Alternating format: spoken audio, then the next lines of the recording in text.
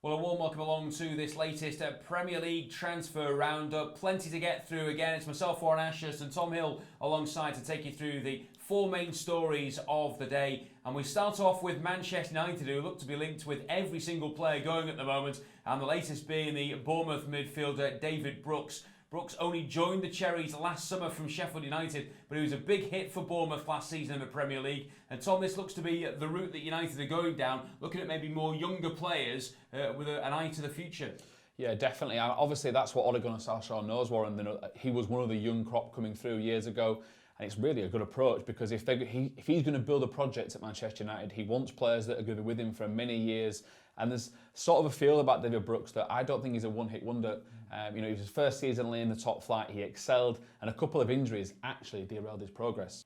Staying on the south coast, this time with Southampton, and Ryan Bertrand is attracting interest from two clubs in Europe. Inter Milan and Atletico Madrid are preparing to send their scouts to St Mary's across pre-season as they try to tempt their managers to make a bid. Under contract until 2021, the England international has proven time and time again how good he is in the Premier League, but with Matt Targett waiting in the wings, this could be the time to cash in, Warren. What are your thoughts on that deal? Well, how many times have we seen it, Tom, where Southampton decide that they can cash in on a big name player and decide to do that in order to help funds at the club and then maybe bring a youngster through? On this occasion, I think it would make good sense. I have to say, I, like you, rate Bertrand highly. I think he's a really good player. He has had his injury issues over the last couple of seasons, and Targett, as you say, is waiting in the wings, and I think he's a ready-made replacement, so it might work quite well for Southampton on this occasion to be able to cash in on one of their stars.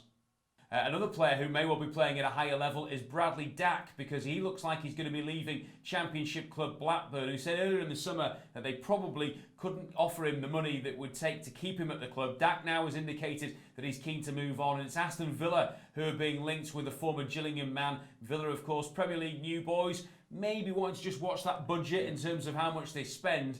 You've seen a lot of Championship football over the last few seasons, Tom. Has Dack got the ability, do you think, to do it at the highest level? I do think so as well, Warren. I really do. I think the one thing that he brings is hard work. He's got a great eye for goal as well, and he's gone through the league. He's sort of earned his right, I think, to have a go in the top flight. He'll probably come cheaper than, as you say, Warren, a number of their other rival targets. Blackburn won't want to sell, but I think they'll be forced. He's done all he can there, and I think they're a little bit too far behind in order to try and push for the Premier League. Last but not least then on the transfer front with Burnley, and Tom Heaton made a bit of a flutter earlier this week when he suggested that he's going to move on and not sign a new contract. He was the star of the show last year. He saved the day in a way when he turned up after injuries to Joe Hart and Nick Pope. He came in, added some experience and steered them on that marvellous run after Christmas away from relegation.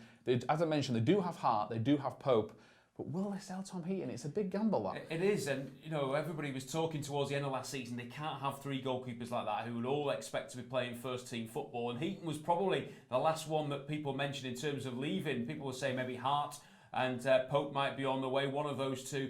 But now Heaton can't come to an agreement regarding a new contract. It'll be a worry for Sean Dyche and Burnley. But as you say, they do have ready-line replacements to come in to take over from Heaton if he does move on. But I think he is a top-calibre goalkeeper, and I'm sure there'll be a number of top clubs keeping an eye on his situation with a view to a potential swoop. They are the four big transfer stories then of the day. Let us know your thoughts on those players. Will they stay or will they go? On our social media pages on Twitter and on Facebook. And of course, make sure that you subscribe to our YouTube channel.